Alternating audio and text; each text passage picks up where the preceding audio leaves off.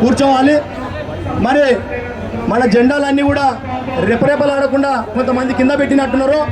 మన చేతిలో జెండా రెపరెపలాడాలి. మన సీనన్న మాట్లాడేంత వరకు, మన మల్లు రవీంద్ర మాట్లాడే వరకు, మన అన్న భీష్ముడు బీసీల భీష్ముడు అన్నంతన్న మాట్లాడే వరకు మన జెండా ఎగురుతూనే ఉండాలి. మన డిమాండ్ల సాధన కోసం మన జెండా ద్వారానే మన హక్కును మన నిరసన తెలియజేయాల్సిన అవసరం ఉన్నది. కాబట్టి ఇప్పుడు మనం అందరం కూడా ఆశిస్తూ ఈరోజు తెలంగాణలో ఉమ్మడి ఆంధ్రప్రదేశ్లో బీసీల యొక్క హక్కుల కోసం జ్వాల రగిలించినటువంటి మన మార్గదర్శకులు బీసీ ఉద్యమాన్ని ఈరోజు రాష్ట్రాలే కాదు జాతీయ లెవెల్లో కూడా బీసీ ఉద్యమాన్ని అన్ని రాష్ట్రాల్లో కలుపుకొని నిన్ననే అమృత్సర్లో జాతీయ ఓబీసీ మహాసభ నిర్వహించి దేశవ్యాప్తంగా బీసీ ఉద్యమానికి శ్రీకారం చుట్టినటువంటి బీసీ సంక్షేమ సంఘం జాతీయ అధ్యక్షులు అన్నా జాదుల సిన్నన్న గారిని మాట్లాడాల్సిందిగా మనందరి తరఫున విజ్ఞప్తి చేస్తా ఉన్నాం.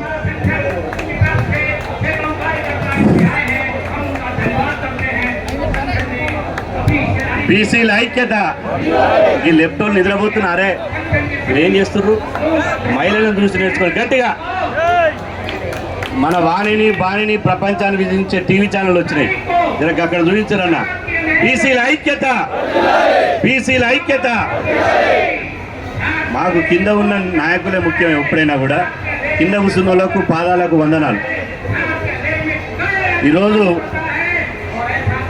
జరా డిస్టర్బ్ చేయకు రే బాబు, డిస్టర్బ్ చేయకు. అనిల్ కూర్చో.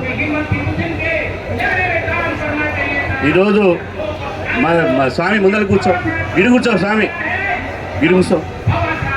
వాళ్ళు టీవీ ఛానల్ తీయాలి కదా, కూర్చో. ఈరోజు ఢిల్లీలో రాజధాని, దేశ రాజధాని ఢిల్లీలో బీసీల బాణిని మన గొంతును వినిపించడానికి, ఈ పాలకుల మెడలుంచడానికి, మన హక్కులు సాధించుకోవడానికి వచ్చినటువంటి బీసీ ఉద్యమకారులకు అందరికీ పేరు పేరున హృదయపూర్వక నమస్కారాలు. అదేవిధంగా ఈ కార్యక్రమాన్ని నిర్వహిస్తున్నటువంటి సభాధ్యక్షులు తెలంగాణ రాష్ట్ర బీసీ సంక్షేమ సంఘం వర్కింగ్ ప్రెసిడెంట్ అయినటువంటి కుల్కచర్ల శ్రీనివాస్ ముదిరాజ్ గారికి, అదేవిధంగా మన ముఖ్య అతిథులు గౌరవ పార్లమెంట్ సభ్యులు మల్లు రవి గారికి, అదేవిధంగా మరో ముఖ్య అతిథి మన అన్న, మనకి ఎప్పటికీ ముఖ్య అతిథే, మనలో ఒకడు, మన పేగు బంధం, పార్టీతో సంబంధం లేకుండా, వయసుతో సంబంధం లేకుండా నా శ్వాస వదిలే వరకు బలహీన వర్గాల పక్షానే ఉంటా అని చెప్పినటువంటి అన్న మన హనుమంతరావు గారికి, వేదిక మీద ఉన్నటువంటి మీతో పాటు ట్రైన్లో వచ్చి బస్సులో వచ్చి ఆ వయసులో కూడా వాస్తవంగా ఆయన 100 కోటీశ్వరుడు అయినా మీతో పాటు వచ్చినటువంటి మన బీసీ కుల సంఘాల జేఏసీ చైర్మన్ అన్న కుందారం గణేశ్చారి గారికి, అదేవిధంగా బీసీ కుల సంఘాల జేఏసీ కన్వీనర్ ఇలా ఉద్యమంలో చాలా క్రియాశీలకంగా ఉంటూ అన్న మన బీసీల తడాకేందో గల్లీ నుంచి ఢిల్లీ దాకా తెలియజేద్దామని చెప్పి మా వెన్నంటి ఉంటున్నటువంటి బాలగోని బాలరాజు గౌడ్ అన్న గారికి, అదేవిధంగా విద్యార్థి సంఘం అధ్యక్షుడు తాటికొండ విక్రమ్ గౌడ్ గారికి, యువజన సంఘం అధ్యక్షుడు కనకల శ్యామ్ కుర్మ గారికి, మహిళా సంఘం అధ్యక్షురాలు శ్రీమతి మణిమంజర్ గారికి, అదేవిధంగా మా అన్న బీసీ కుల సంఘాల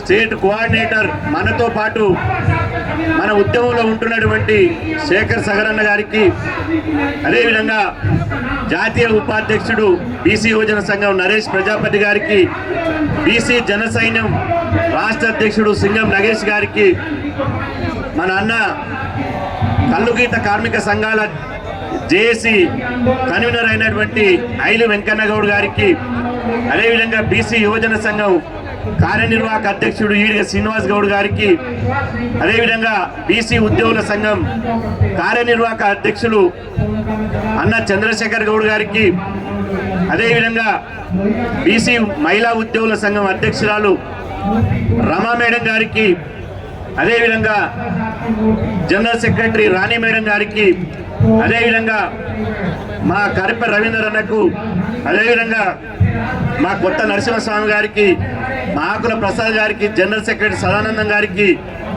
విద్యార్థి సంఘం రాష్ట్ర అధ్యక్షుడు డైనమిక్ లీడర్ మహేష్ యాదవ్ గారికి, గూడూరు భాస్కర్ గారికి, వేదిక ముందు చాలామంది నరసింహనాయక్ గారికి, అదేవిధంగా మా మహిళా సంఘం నాయకురాలు వీరనారాయణులు అందరికీ పేరు పేరున, ఎందుకంటే మనకు ట్రైన్ టైం అయింది, 2 గంటలకి ఈడికెళ్ళి మనం డిస్పాచ్ కాకపోతే ట్రైన్ మిస్ అవుతుంది.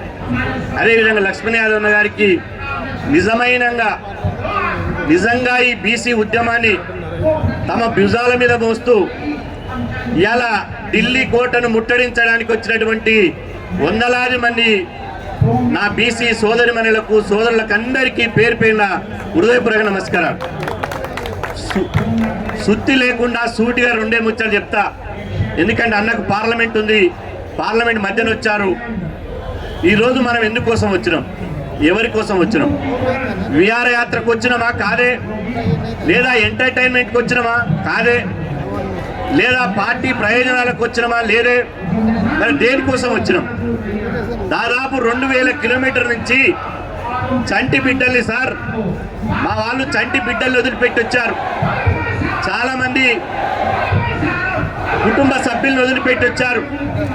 చాలామంది తమ చేసుకున్నటువంటి పనులను వదిలిపెట్టి వచ్చారు. ఎందుకోసం వచ్చినాం? ఇన్ని వేల కిలోమీటర్లు ఊరు కాని ఊరు, పల్లె కాని పల్లెకి ఎందుకు వచ్చినాం? ఒకసారి ఆలోచన చేద్దాం. ఈ దేశానికి స్వాతంత్రం వచ్చి ఎన్ని సంవత్సరాలైంది? 75 సంవత్సరాలైంది. 75 సంవత్సరాలుగా 60% ఉన్నాం మనం జనాభా. ఈ దేశంలో 70 కోట్ల మంది ఉన్నాం.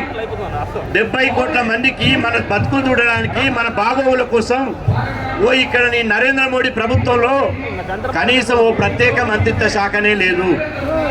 70 కోట్ల మంది బాగోగులు చూడడానికి ఒక మంత్రిత్వ శాఖనే లేదు. అదేవిధంగా జాతి జనగణన చేస్తాడు. జాతి జనగణనలో ఇవాళ మీరు చూడండి, ఈ దేశంలో పులులు ఎన్నినాయో లెక్క ఉంది, కుక్కలు ఎన్నినాయో లెక్క ఉంది, కానీ మనుషులకు మాత్రం లెక్క లేదు. మళ్ళా ఆ మనుషులలో ఏ మనుషులకు లెక్క లేదు? ఓన్లీ బీసీ కులాల మనుషులకే లెక్కలు లేవు. మనం ఏమంటున్నాం? ప్రధానమంత్రి పీఠం అడుగుతలేం, ముఖ్యమంత్రి పీఠాలు అడుగుతలేం. బిడ్డ, ఈ దేశంలో మేము ఎంతమంది ఉన్నామో అంతమంది మా కులాల లెక్కలు తీయాలని అడుగుతున్నాం. కులాల లెక్కలు తీస్తే వాళ్ళ పీఠాలు ఏమైనా కూలిపోతాయా? మన కులాల లెక్కలు తీస్తే వాళ్ళ పదవులు ఏమైనా పడిపోతాయా? వాళ్ళ రాజ్యం ఏమైనా కూలిపోయి కాలిపోతుందా?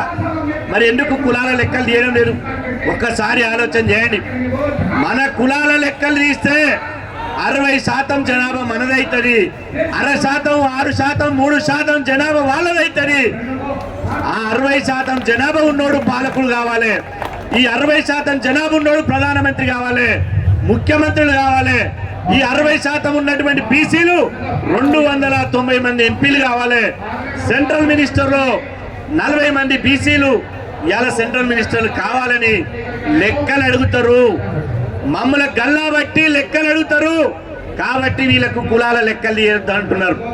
ఇవాళ ఈ వేదిక మీద నుంచి హెచ్చరిస్తున్నాం, బిడ్డ, మా కులాల లెక్కలు తీయకపోతే మీ సంగతి ఏందో తేలుస్తామని చెప్పి సందర్భం గుర్తు చేస్తున్నా. మానేసి కాశీరామ్ గారు ఒక మాట చెప్పారు. ఆయన ఉద్యమం చేసినప్పుడు ఇదే ఢిల్లీలో, ఇదే జంతర్ మంతర్ దగ్గర ఉద్యమం చేశాడు. బీసీల గురించి దీక్ష చేశాడు.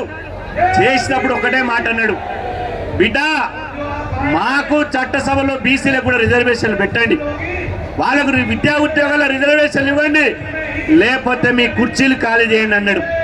అదే పిలుపుని ఇవాళ జంతర్ మంతర్ వేదిక నుంచి ఇస్తున్నాం. బిడ్డ, మా బీసీ కులాల లెక్కలన్నది ఇవ్వండి, లేకపోతే మీ కుర్చీలన్న ఖాళీ చేయండి అని చెప్పి సందర్భంగా హెచ్చరిస్తున్నాం. మా బీసీ కులాల లెక్కలన్నది ఇవ్వండి, లేకపోతే మీ కుర్చీలు ఖాళీ చేయండి అని చెప్పి సందర్భంగా హెచ్చరిస్తున్నాం. ఇవాళ ఎంత అన్యాయం అంటే, మహిళా బిల్లు పెట్టి ఇక్కడ చాలా మంది మహిళలు ఉన్నారు. మన వారిని పార్లమెంట్లో వినిపించడానికి మల్లు రేవణ్ ఉన్నాడు, అదేవిధంగా జనంలో వినిపించడానికి హనుమంతన్ ఉన్నాడు. ఇవాళ ఒక్కసారి ఆలోచన చేయండి, పార్లమెంటులో మహిళా బిల్లు, మహిళల కట్ట చట్టసభలో ప్రాతినిధ్యం లేదు కాబట్టి ఆ మహిళలకు చట్టసభలో రిజర్వేషన్లు పెడతామంటున్నారు. నేను అంటున్నా, నాయన మోడీ గారు, మహిళల గురించి మీకేం తెలుసు? మహిళల గురించి ఏ మహిళలకు చట్టసభలో రిజర్వేషన్లు పెట్టాలి? కూలీనాలు చేసుకొని శ్రమజీవులైనటువంటి ఎస్సీ ఎస్టీ బీసీ మహిళలకు పెడతావా? బంగారు చెంచతోటి గోరుముద్దలు తిని బంజారాహిల్స్ లో, జూబ్లీ హిల్స్ లో బంగాళలో ఉండేటువంటి ఇప్పు కటింగ్ బేబీలు ఉంటారే, వడ్లకు బియ్యానికి తేడం తెలియనటువంటి ఇప్పు కటింగ్ బేబీలకు, చెమట చుక్కలు చిందించినటువంటి మహిళలకు, వాళ్లకు రిజర్వేషన్లు పెడతా. ఒక్కసారి గుర్తు పెట్టుకోవాలి. మా శ్రామిక మహిళలకు, మా ఉత్పత్తి సృష్టించే మహిళలకు కోతగోసి మోపులెత్తి కలువ ఒడినాకేసి, అదేవిధంగా ఈ దేశంలో కుమ్మరి సారే బట్టలు వేసి, అదేవిధంగా వ్యవసాయం చేసి, కళ్ళు అమ్మి, గొర్రెలు రాసి ఇలా కులవృత్తులు చేసేటువంటి మహిళలకు పెడతాం. ఒకసారి ఆలోచన చేయాలి. మన బీసీ మహిళలకు ప్రాతినిధ్యం లేనటువంటి మహిళా బిల్లు కావాలా అని మిమ్మల్ని అడుగుతున్నా. కావాలా? మన మహిళలకు, బీసీ మహిళలకు లేనటువంటి మహిళా బిల్లు మనకు అవసరమా? ఆ మహిళా బిల్లును తీసి చెత్తగుట్టలేయాల్సినటువంటి అవసరం మనకు ఉన్నది. ఇవాళ మహిళా బిల్లు పేరుతోటి ఒకటి చెప్తున్నా సుమా, ఢిల్లీ కోట మీద నేను చెప్తున్నా, మహిళా బిల్లు తోటి మళ్ళా అగ్రవర్ణాల మహిళలు, అగ్ర కులాల మహిళల్ని పార్లమెంట్ లో, అసెంబ్లీలో పెట్టడానికి కుట్ర చేసిరు. భర్తలు పోయి భార్యలు పోతారు, పాతలు పోయి వాళ్ళ భార్యలు పోతారు, వాళ్ళ కోడళ్ళు పోతారు, వాళ్ళ బిడ్డలు పోతారు, వాళ్ళ రక్తం సంబంధించిన మనుషులు పోతారు తప్ప మన మహిళలు పోరు అని చెప్పి సనం గుర్తిస్తున్నా. అందుకోసం ఇలా డిమాండ్ చేస్తున్నాం, మహిళా బిల్లులో బీసీ మహిళలకు సపోర్ట్ కల్పించు, లేకపోతే దాన్ని ఫ్రీడమ్ మూవ్ చేస్తామని చెప్పి తెలుస్తున్నా. ఏమైంది బంగ్లాదేశ్? ఏమైంది ఒకసారి చూడండి. బంగ్లాదేశ్ ఏమైంది? పేపర్లు టీవీ చూసేలా ప్రజలందరూ తలుచుకుంటే, ప్రజలు తిరుగుబాటు చేస్తే ఆ దేశ అధ్యక్షురాలు దొంగచాటుగా పారిపోయింది. 70 కోట్ల మంది బీసీలు తలుచుకుంటే దేశాన్ని అడ్డుకేయలేమా? దేశంలో యుద్ధం, సామాజిక యుద్ధం చేయలేమా? అది ప్రజాస్వామ్యయుతంగా, శాంతియుతంగా గాంధీ మార్గంలో యుద్ధం చేయడానికి రెడీగా ఉండాలి. ఏ యుద్ధం చేయాలి? నేను కత్తులు పట్టుకొని, తుపాకులు పట్టుకొని యుద్ధం చేయమంటలేం. ఓటు యుద్ధం మొదలు పెట్టాలి. మిత్రులారా, ఓటు యుద్ధం పెట్టాలి. మన వాడు ఎవరన్నా ఉంటే మన వాడిని గెలిపించుకోవాలి. మన వారు లేకపోతే మన వాళ్ళ గురించి ఆలోచించేటోళ్ళని, మన భక్తుల గురించి ఆలోచించేటోళ్ళని గెలిపించుకోవాలని చెప్పి మనం గుర్తిస్తున్నా. మొన్న ఎన్నికలు జరిగినప్పుడు మనం ఇండియా కూటమికి మద్దతు ఇచ్చినాం. బరాబర్ ఇండియా కూటమి మద్దతు ఇచ్చినాం. ఎందుకు ఇచ్చిన ఇండియా కూటమి మద్దతు? రాహుల్ గాంధీ గారు పదే చెప్పారు, కులగణన అనేది ఎక్స్రే లాంటిది, కులగణన అనేది ఎంఆర్ఐ స్కాన్ లాంటిది, కాబట్టి కులగణన తీస్తేనే బీసీలకు వాటా దక్కుతుందని చెప్పి మన గొంతులు వినిపించారు. దేశవ్యాప్తంగా వినిపించారు. ఇండియా కూటమి అధికారంలోకి వస్తే మేము కులగణన చేసి బీసీలకు చట్టసభలో రిజర్వేషన్ పెడతాం. మహిళా బిల్లులో ఓబీసీ మహిళలకు సపోర్ట్ పెడతాం. ఈడబ్ల్యూఎస్ రిజర్వేషన్ లో ఎస్సీ ఎస్టీ బీసీలకు అవకాశం కల్పిస్తామని చెప్పడం జరిగింది. కాబట్టి అందుకోసం మనం ఇండియా కూటమి మద్దతు ఇచ్చాం. దురదృష్టవశాత్తు సంపూర్ణంగా ఉండాల్సినటువంటి ఇలా ఇండియా కూటమి ఏదో కొద్ది తేడాతో ఓడిపోయింది. వారి కనుక సంపూర్ణంగా అధికారంలోకి వస్తే ఇలా కులగణన జరిగేది. కానీ నరేంద్ర మోదీ గారు 10 సంవత్సరాలు ఇదే జంతర్ మంతర్ దగ్గర మా పేగులు బయటపడేటట్టు, మా గొంతులు పోయేటట్టు, ఇవాళ మైకులు దత్తరిగేటట్టు ఇదే జంతర్ మంతర్ దగ్గర వేల సార్లు ధర్నా చేసినాం, వేల సార్లు పార్లమెంట్ ముట్టడికి వెళ్ళాం. అయినా ఆయన చెవిటోళ్ళు ముందు శంఖ ఊదినట్టు ఆయన నిలబడలే. మన ఉద్యమం వాళ్ళకి కనపడలే. అప్పుడు చెప్పి ఇవాళ ఏం చేసాం, ఓటు అనే ఆయుధంతో ఒక్క గుద్దుడు గుద్దితే 400 సీట్లు వస్తాయన్న బీజేపీ. ఒక్కసారి ఆలోచన చేయండి. ఎన్నికల ముందు ఏమన్నారు, మాకు 400 సీట్లు వస్తాయన్నాడు. ఏమైంది, 240 సీట్లు వచ్చాయి. సంపూర్ణ మెజార్టీ సాధిస్తామన్నటువంటి నరేంద్ర మోదీ గారు సంకీర్ణ మెజార్టీ సాధించారు. ఇప్పుడు ఢిల్లీలో ఉన్నది సంపూర్ణ మెజార్టీ ఉన్న ప్రభుత్వం గారు, సంకీర్ణ మెజార్టీ ఉన్నటువంటి ప్రభుత్వం. సంపూర్ణ మెజార్టీ ఉంటే మన మాట ఎవడినాడు, సంపూర్ణ మెజార్టీ ఉంటే మన మాట ఎవడినాడు. ఇప్పుడు సంకీర్ణ ప్రభుత్వం ఉంది కాబట్టి ఆ సంకీర్ణ ప్రభుత్వం మేలు వచ్చి ఆ పాలకుల దుమ్ము దులిపి మన బీసీ హక్కులు సాధిస్తున్నామని చెప్పి సందర్భం చేస్తున్నా. ఇలా ఈ కులగణన గురించి మల్లు రవి గారు ముఖ్యమంత్రి గారు క్లోజ్ కాబట్టి నేను చెప్తున్నా, తెలంగాణలో కూడా కులగణన ప్రారంభించాలి. కులగణన చేస్తామని రాహుల్ గాంధీ గారు వరంగల్ మీటింగ్ లో చెప్పారు. అదేవిధంగా కామారెడ్డి డిక్లరేషన్ పేరుతో చేశారు. కులగణనకు అసెంబ్లీ తీర్మానం చేశారు, ధన్యవాదాలు చెప్తున్నాం. క్యాబినెట్ తీర్మానం చేశారు, జీవో నెంబర్ 26 ఇచ్చారు. పార్లమెంట్ కి ఎన్నికలు కూడా వచ్చింది, అయిపోయినాక చేస్తారనుకున్నాం. కానీ మధ్యన కొంతమంది శిఖండులు తల్లి ప్రభుత్వాన్ని తప్పుదో పట్టిస్తూ ఇవాళ కులగణన లేకుండానే గ్రామ పంచాయతీ ఎన్నికలకు వెళ్తామంటారు. మేమంటున్నాం, కేసీఆర్ ను గడ్డ దిప్పడంలో బీసీలే క్రియాశీలక పాత్ర పోషించిన విషయాన్ని దయచేసి గమనించాలి. కేసీఆర్ లాంటి నియంతని ఇంటికి పంపించడం అంటే బీసీల వంత ఆలోచించడం. ఈ కేసీఆర్ కులగణన లేడు, బీసీల గురించి ఆలోచించాడు. రాహుల్ గాంధీ చెప్తున్నాడు, రాహుల్ గాంధీ మాట మీద ఇవాళ మేము తెలంగాణలో కాంగ్రెస్ అధికారులు తీసుకొస్తామని చెప్పి ఆ నియంత కేసీఆర్ ఇంటికి పంపించి కాంగ్రెస్ ప్రభుత్వాన్ని గద్దెనెక్కించినాం. ఇవాళ మీరు ఎవరు మాట విని కులగణన లేకుండా పక్కన పెడితే మాకు ఒరిగే నష్టమేమి లేదు, బీసీలకు ఒరిగే నష్టమేమి లేదు. కానీ జాతీయ స్థాయిలో రాహుల్ గాంధీ యొక్క మాట క్రెడిబిలిటీ ఉంటుందా ఉండదా అని ఒకసారి ఆలోచన చేయాలి. రాహుల్ గాంధీ గారు జాతీయ స్థాయిలో చెప్పారు, మొన్న పార్లమెంట్ లో నిలదీశారు, వరంగల్ చెప్పారు, తుక్కుమూల చెప్పారు. ఒక జాతీయ నాయకుడికి ఇచ్చినటువంటి మాట తెలంగాణలో నిలవలేదనే ఒక రాంగ్ ఇండికేషన్ పోతుంది. కాబట్టి దయచేసి ఆలోచించాలని చెప్పి సమయం చేస్తున్నా. ఇక్కడ చట్టసభల రిజర్వేషన్లు కానీ, అదేవిధంగా కేంద్రంలో ప్రత్యేక మంత్రిత్వ శాఖ కానీ, మండల్ కమిషన్ సిఫార్సు కానీ, అదేవిధంగా మనకు జనాభా దామాషి ప్రకారం రిజర్వేషన్ కానీ మన డిమాండ్ల వరకు ఖచ్చితంగా పోరాడదాం. అంబేద్కర్ ఒక మాట చెప్పాడు, హక్కులు అడుక్కుంటే రావు, వస్తాయా హక్కులు అడుక్కుంటే? దేయి అంటే వస్తాయా? దేయి అంటే ఎవడు చూసేటోడు కూడా మనకి కుదరడు. హక్కులు అడుక్కుంటే రావు, పీడికిని పిగిచ్చి పోరాడవలసినటువంటి అవసరం ఉందని చెప్పి సమయం గుర్తు చేస్తున్నా. హక్కులు అడుక్కోవడం కాదు, ముందుకోవాలి.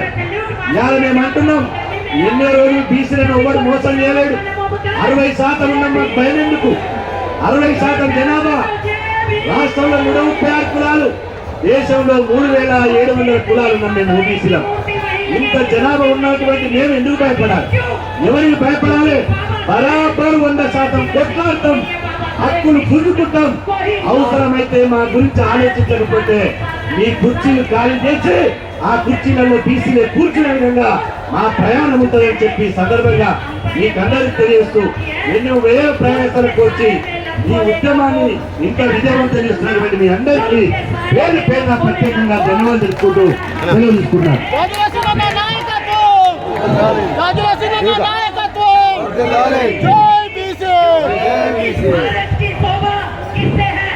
థ్యాంక్ యూ అన్న.